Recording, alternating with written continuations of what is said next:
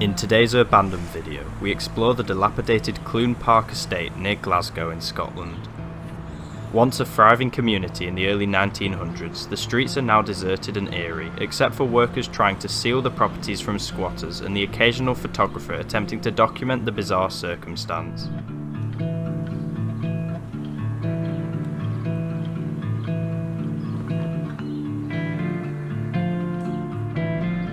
The site is the definition of a ghost town, with over 400 uninhabited flats, an abandoned school, church and shops. There are below 20 people still living in the area, witnessing break-ins and vandalism every day. Join us as we enter the complex to see what remains.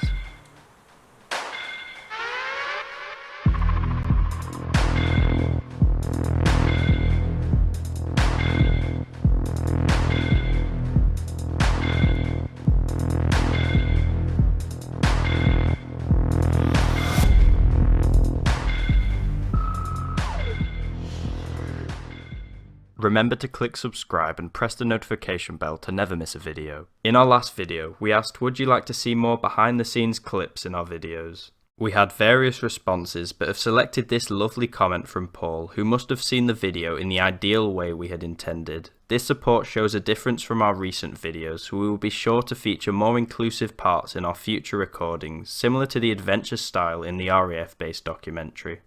This week we are asking who do you think is to blame for the demise of the flats. We would be interested to hear your opinions. Let us know to possibly feature in our next upload.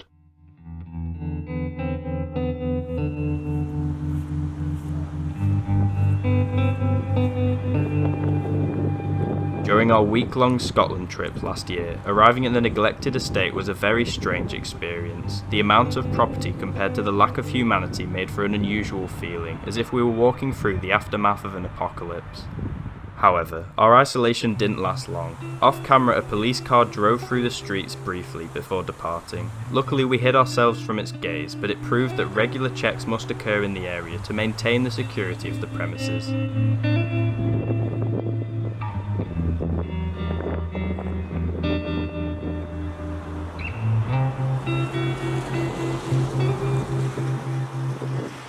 After wandering between the rows and rows of apartments, we made our way to two different types of buildings that really provide the evidence for the area to have once been a community, an abandoned school and a church.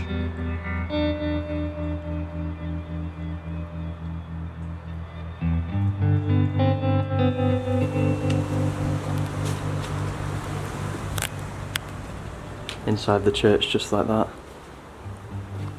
I'm gonna go upstairs first. I'll get a better view of the main hall from up here.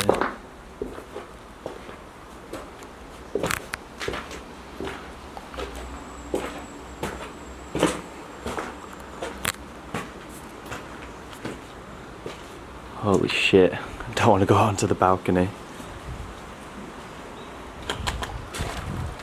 Wow. It's actually a lot nicer than I thought in here. No seats or anything, but the organ pipes are still there. And the stand at the front.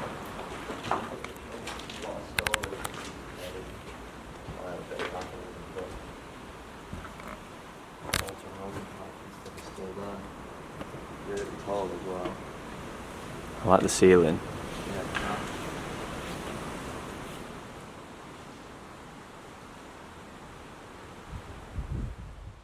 Even though it currently is being used for storage of construction materials, the decaying church's architecture, such as the ornate windows, hanging chandeliers and wooden beamed ceiling, was enough to entice us.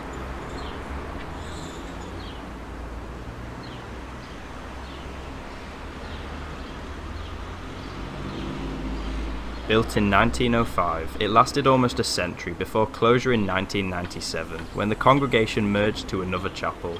Since then, utter neglect has allowed the building to convert into nothing more than a ruin.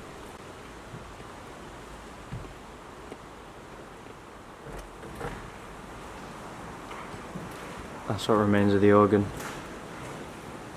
There's like 4 keys.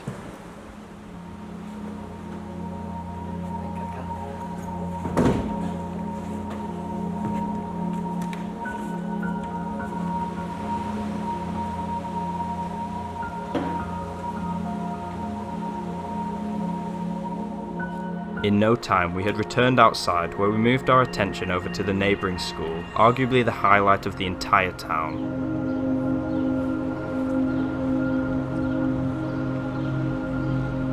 Clune Park Primary School was constructed in 1887 for the families of the local shipyard workers who lived in many of the apartments. In years to come, the decline of the shipbuilding business made a lot leave the region, which didn't help the property's chances. The final straw was a new school that opened nearby, showing the decorated building to be outdated. It closed its doors in 2008 and has laid derelict ever since. The boys' entrance. The door's definitely open.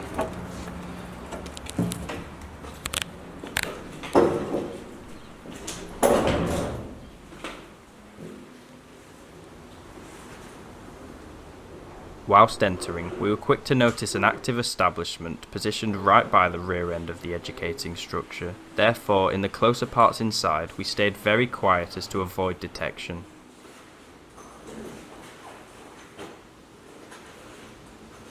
Our first impression of the building was positive. Despite signs of recent vandalism, a lot of furniture remained in good condition, as well as many murals on the walls.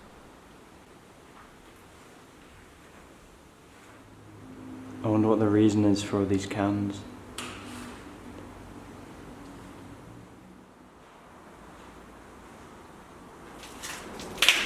The floor tiles are really nice. It's the school's crest. Very cool. 1887.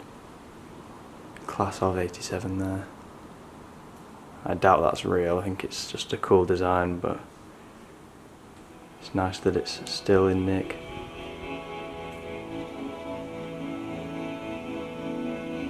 As we progressed nearer to the centre of the site, the impressive decay was starting to get more noticeable. The floor was covered in moss and ferns that had developed over time from the natural light entering from the windows.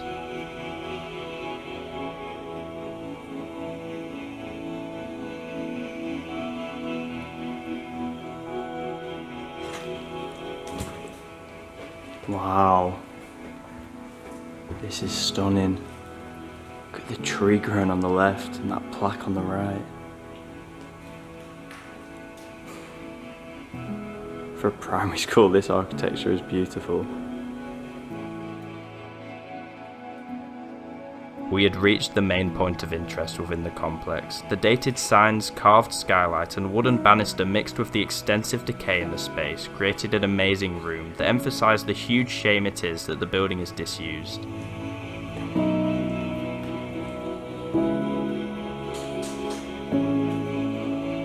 You may see the similarities between the design of this atrium and some of the schools from our Glasgow school board video. Despite appearing the same, Clune Park was not registered on the board, but built at the time the majority of the schools were being worked on in the city. It's a good contrast because everything else in the building is made of stone, and then there's this really ornate wooden banister in the centre.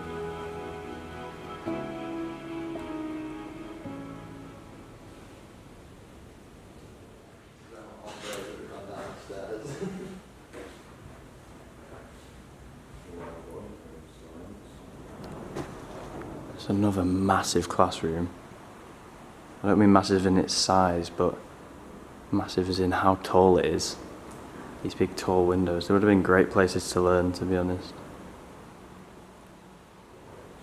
Looks like some fire damage has gone on and blown out this wall. You can see it on the notice board on the right.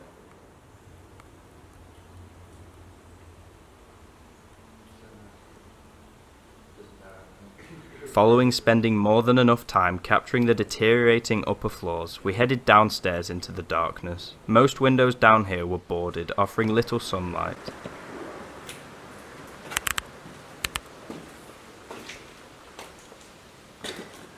Must have been the school entrance. Nice tall corridor, like a Greek style at the top, kind of what's shared in the main central skylight.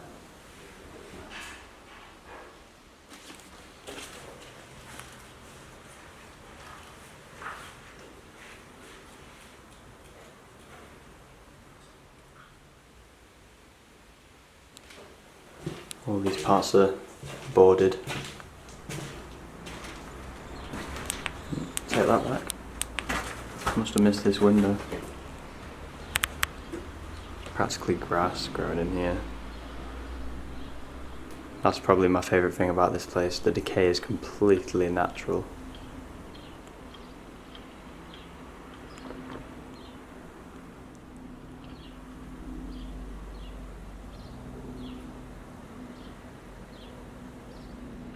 It shows that this area was staff related. Thursday, Caroline is on a sponsored silence. Taking bets, looking good for spending money for your holiday. I think that's old. I doubt if I rub that, it wouldn't come off.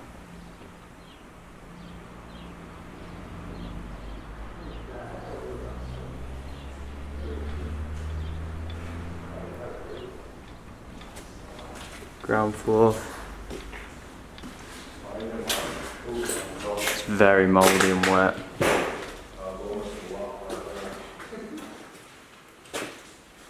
It's important to note the dampness, collapses and mould visible in these scenes later on when we make a strange discovery.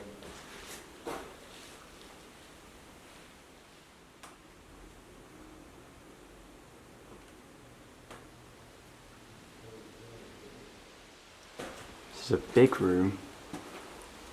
Oh, this must have been a gym. Yeah, well clearly it was because of the equipment.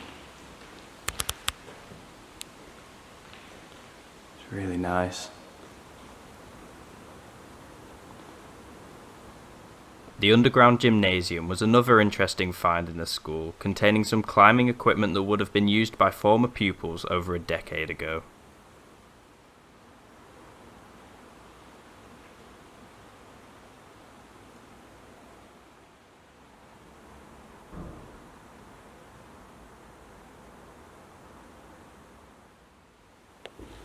This has to be power.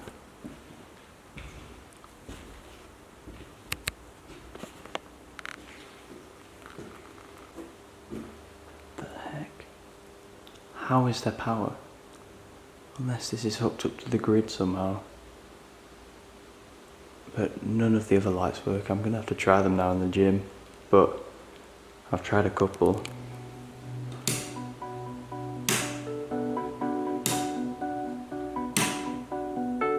What the heck? That's so weird.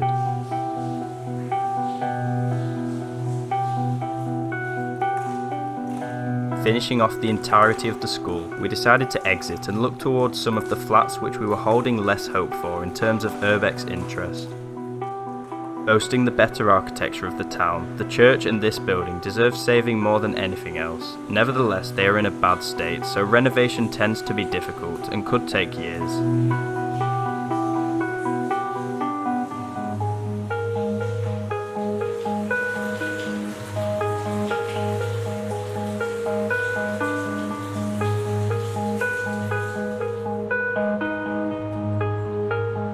Back wandering the empty roads, we were taking in the absurdity of the situation Cloon Park Estate has found itself in. So surreal.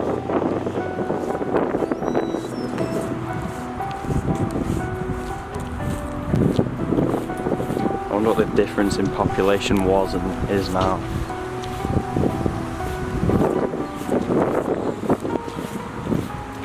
It's hard to imagine these streets were once filled with people going about their day, with every flat holding a different life inside. Moments later, we met someone who had experienced this and still lived in one of the apartments herself.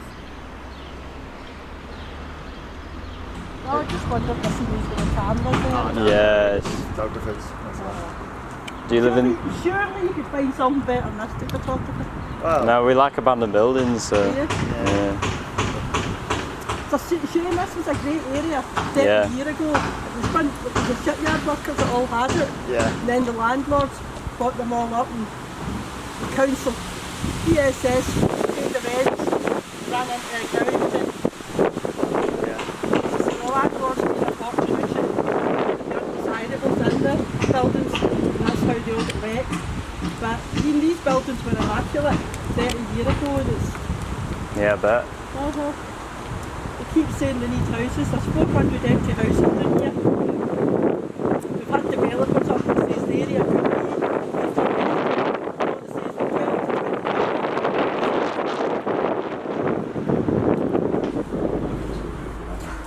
After hearing the heartbreaking story regarding the land, we figured we would see for ourselves.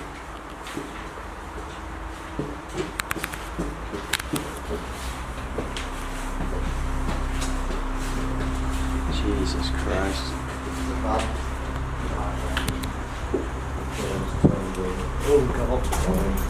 Having been pre-warned about angry homeless people staying inside the rooms in better shape, as well as seeing the police check earlier, we wanted to take no chances with the dangers that could lie in the flats.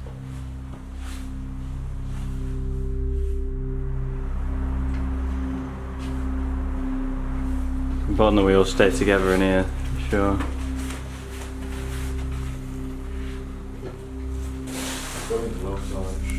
So stripped. Crime hasn't been rare on the estate at all. In 2019, there were almost 20 recorded fires by arsonists. Youths come and trash the buildings all the time, as well as thieves destroying walls to look for copper and other expensive materials to sell. Can't tell if that's mould or fire damage on the couch. Unfortunately, we soon sighted men stood outside the block we were inside. After debating the possibilities, we thought going to confront them was the best option. Nargos catalogue from 2013. That shows when this room at least was last inhabited.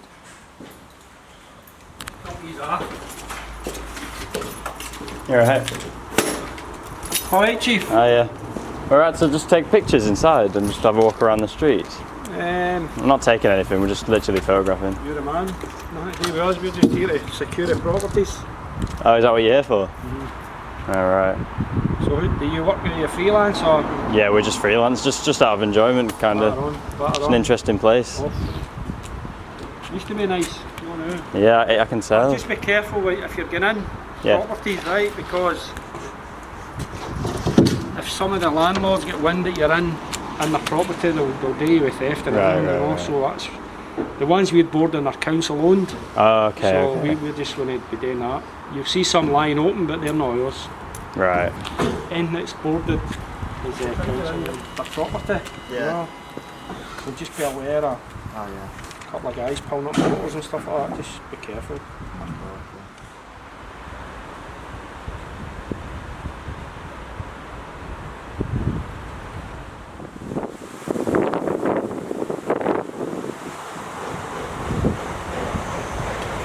Anyone in? It's got a nice door. Wow, I was not expecting that. Wait,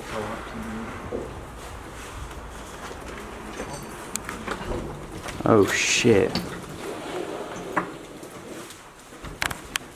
Yeah, I didn't realise they were that messed up from the outside. That's crazy. Despite more warnings of the concerns that could happen due to our presence within the apartments, the workers were happy for us to continue exploring, so we moved on to another block. Plans to demolish the flats are very much underway, with 6 blocks featuring active demolition orders against them from the council. It is believed they do not fulfil the basic requirements to be inhabited after some surveys were completed. The local authority has also bought 165 of the apartments, issuing closing orders that mean the homes can't be lived in, intentionally it seems, as they work towards flattening all the buildings for a generation. It's a Celtic t-shirt.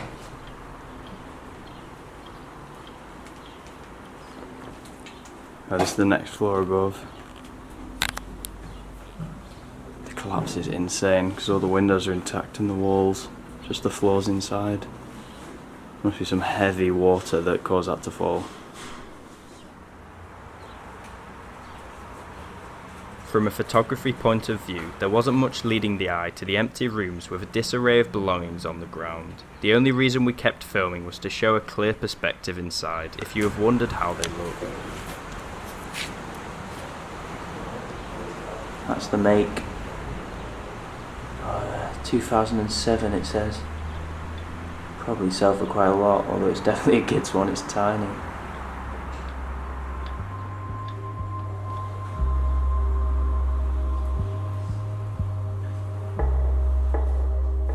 Our visit to Clune Park Estate had drawn to an end. It had been an incredible experience and nothing like we had ever come across before in the UK. The long wait for the demolition of the apartments appears to be coming to a conclusion, but as of now there is nothing concrete about it. There is a distinct battle between the council and private landlords that refuse to sell their properties, with both sides trying to reach an agreement on terms of who acquires the buildings.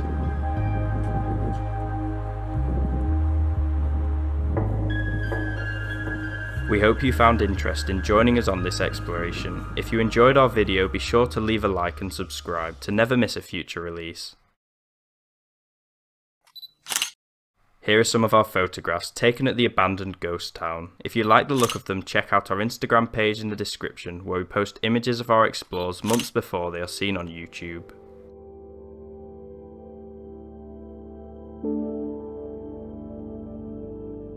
Thanks for watching. If you would like to purchase the print bundle for the location, you can find it on our website linked below. See you next time.